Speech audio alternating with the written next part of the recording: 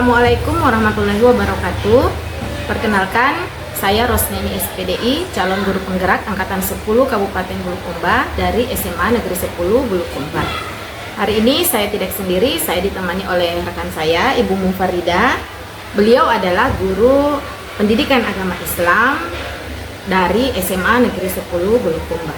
Hari ini kami akan melakukan percakapan pra-observasi. Assalamualaikum Ibu Mum. Waalaikumsalam Bu Ros. Apa kabarnya Bu? Alhamdulillah baik. Baik. Oh iya Bu, hari ini kita akan mengadakan percakapan pra-observasi ya Bu. Sebab nanti saya akan mengamati jalannya proses pembelajaran yang akan Ibu lakukan di kelas atau sebelum saya melakukan proses supervisi di kelas Ibu. Adapun tujuan diadakan supervisi kelas adalah untuk mengetahui dan mengevaluasi jalannya proses pembelajaran yang Ibu lakukan di kelas, dan mengapa hari ini kita melakukan percakapan pra-observasi sebagai persiapan awal sebelum Ibu nanti melakukan kegiatan pembelajaran agar Ibu bisa lebih siap dan lebih percaya diri sehingga dapat memberikan pembelajaran yang terbaik bagi murid di kelas nantinya. Jadi seperti itu ya Bu. Iya.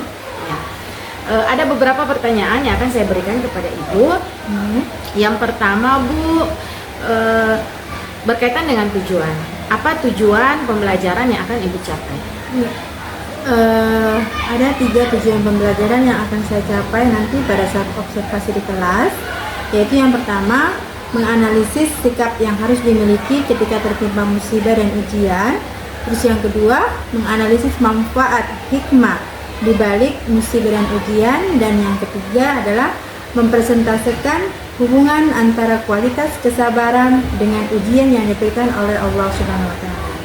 Baik, berarti ada 3 tujuan pembelajaran yang akan Ibu capai. Selanjutnya Bu, bagaimana dengan area pengembangan yang ingin Ibu capai atau ingin Ibu lakukan pada saat observasi di kelas nanti? Ya, area pengembangan saya dalam observasi nanti, saya mengambil instruksi pembelajaran ya, di mana instruksi pembelajaran itu ada beberapa perilaku sikap yang harus saya laksanakan, yaitu yang pertama, fokus yang pertama perilaku, yaitu guru menyampaikan penjelasan secara terstruktur dan logis.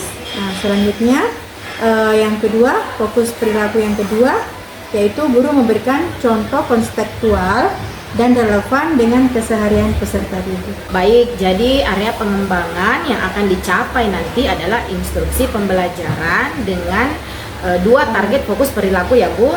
Iya. Nah, selanjutnya saya ingin menanyakan bagaimana rancangan pembelajaran yang ingin Ibu terapkan dalam kelas nanti. Mungkin dari strategi pembelajaran, model pembelajaran, atau metode pembelajarannya. Ya. Baik, untuk strategi pembelajaran, saya menggunakan pembelajaran berdiferensiasi, yaitu pembelajaran yang fokus memperhatikan kesiapan peserta didik dan mengintegrasikan dengan pembelajaran sosial emosional. Nah, selanjutnya untuk metode pembelajaran, saya menggunakan model pembelajaran discovery learning ya, di mana metode itu saya akan membuat kelompok-kelompok kecil dalam satu kelas, di mana kelompok-kelompok itu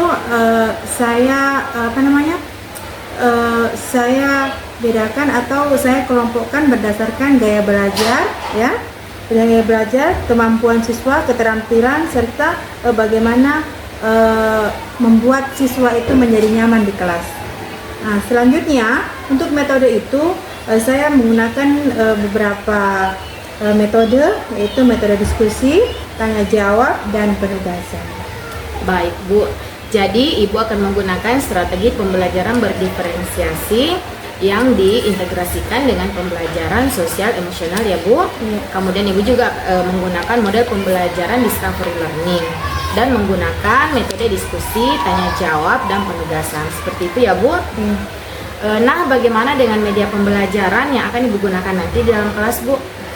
Mungkin untuk medianya, saya akan menggunakan buku paket pendidikan agama Islam kelas 12. Terus ada PPT, ada juga saya siapkan video pembelajaran. Selain itu saya pastinya menyiapkan LKPD untuk kelompok masing-masing. Baik. Eh, untuk pelaksanaannya nanti, kapan Ibu akan melaksanakan kegiatan pembelajaran tersebut? Kemudian hari apa dan di jam berapa, Bu? Insya Allah saya akan mengadakan observasi kelas itu di hari Rabu jam 7.08 di kelas 12.1. Baik, Bu, nanti setelah Ibu melakukan kegiatan observasi atau pembelajaran di dalam kelas, kita akan adakan kembali percakapan yang terakhir ya, Bu, yaitu percakapan pasca observasi yang nanti akan didampingi oleh pengajar praktik saya ya, Bu. Ya. Baiklah, Bu, sebelum kita akhiri percakapan hari ini, apa yang Ibu dapatkan dari percakapan kita hari ini, Bu? Ya. Apa yang saya bisa dapatkan dari percakapan sebelum observasi, ya, bahwa saya sudah bisa mendapatkan gambaran apa-apa yang harus saya siapkan, mungkin dari media, kelas, atau yang lainnya. Baik, Bu, saya rasa persiapan Ibu sudah sangat bagus ya, Bu. Sebelumnya saya ucapkan terima kasih ya, Bu Mum, atas waktunya dan bersedia berbincang-bincang dengan saya pada percakapan pra-observasi. Sampai bertemu kegiatan observasi di kelas 12.1 pada hari Rabu pukul jam ke-7.08. Terima kasih, Bu Mum. Sama, Bu Ros. Demikian percakapan kami hari ini. Sampai bertemu di kegiatan observasi kelas dan juga percakapan pasca observasi. Assalamualaikum warahmatullahi wabarakatuh. Baik, assalamualaikum warahmatullahi wabarakatuh. Waalaikumsalam warahmatullahi wabarakatuh. Baik, anak-anak sekalian, kelas 12.1, apa kabar hari ini? Alhamdulillah baik. Alhamdulillah. Semoga kita tetap semangat walaupun di jam yang ke-8 ya. Tetap semangat dalam belajar. Ya.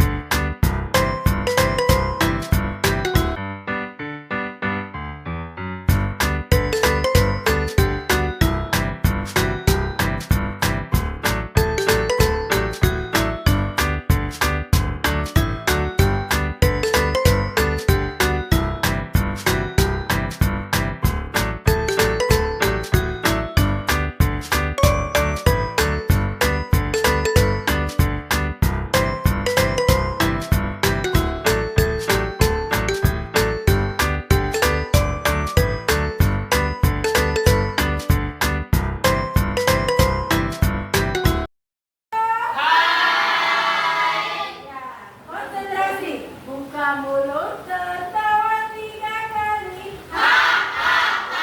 Mulut tertawa 2 kali. Buka mulut tertawa 1 kali.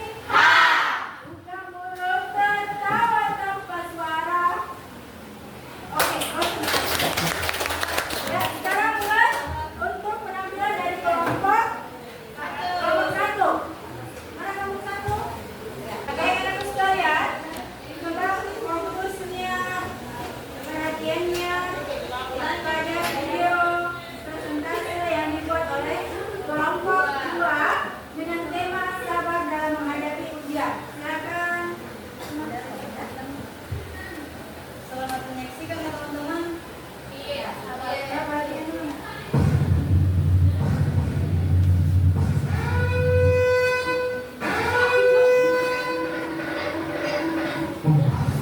Sideline. Criminal offensive sideline. Nativo on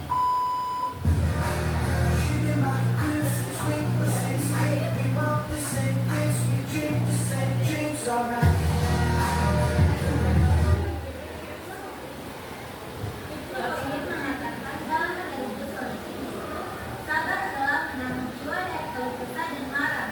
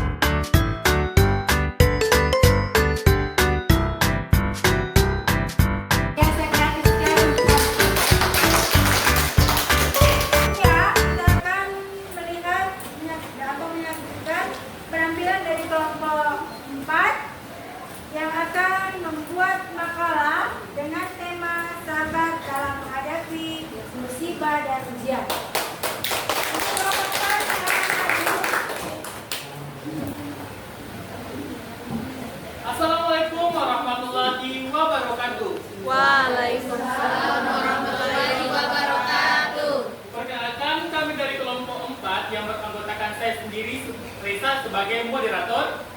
Dan saya Nabila Sahra selaku pemateri. Dan saya Rafira selaku pemateri. Saya Asti selaku pemateri. Saya Nurma selaku pemateri. Saya Yudi sebagai pemateri dan dosen. Nah, kali ini kami akan membahas tentang materi sabar dalam menghadapi musibah dan ujian yang akan dibawakan oleh Andi Nabila Asara.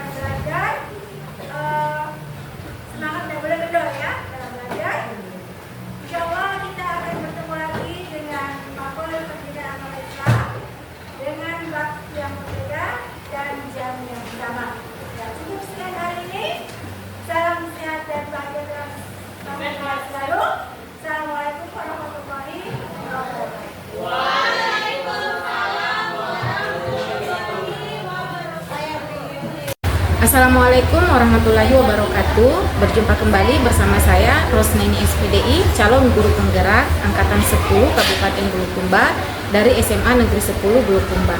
Kali ini saya tidak sendiri, saya ditemani oleh rekan sejawat saya, Ibu Munfarida SPDI, dan pengajar praktik saya, Ibu Andi Nurhayati Hafid. Kali ini kami akan melakukan percakapan pasca observasi. Assalamualaikum warahmatullahi wabarakatuh, Ibu Mum. Salam. Apa kabarnya, Bu? Alhamdulillah baik. Alhamdulillah baik ya, Bu. Baik, di percakapan pasca observasi ini saya akan memberikan pertanyaan-pertanyaan kepada Ibu terkait jalannya proses observasi di kelas yang sudah Ibu lakukan dengan tujuan mengevaluasi sejauh mana proses pembelajaran yang sudah Ibu lakukan. Baik, untuk pertanyaan pertama yang ingin saya tanyakan, bagaimana perasaan Ibu terkait dengan jalannya kegiatan observasi kelas yang telah kita lakukan? Ya, pada saat saya melakukan observasi, awalnya saya agak grogi ya Bu ya, karena sesuatu hal, tapi lambat laun seiring dengan proses observasi, alhamdulillah berjalan lancar. Alhamdulillah, jadi sudah berjalan dengan lancar ya Bu ya. Bisa diceritakan kembali Bu, area pengembangan apa yang Ibu lakukan di kelas, kemudian langkah-langkah apa yang sudah Ibu lakukan di dalam kelas? Ya, area pengembangan yang saya ambil di observasi ini yaitu instruksi pembelajaran, di mana pada area ini saya fokus pada dua perilaku.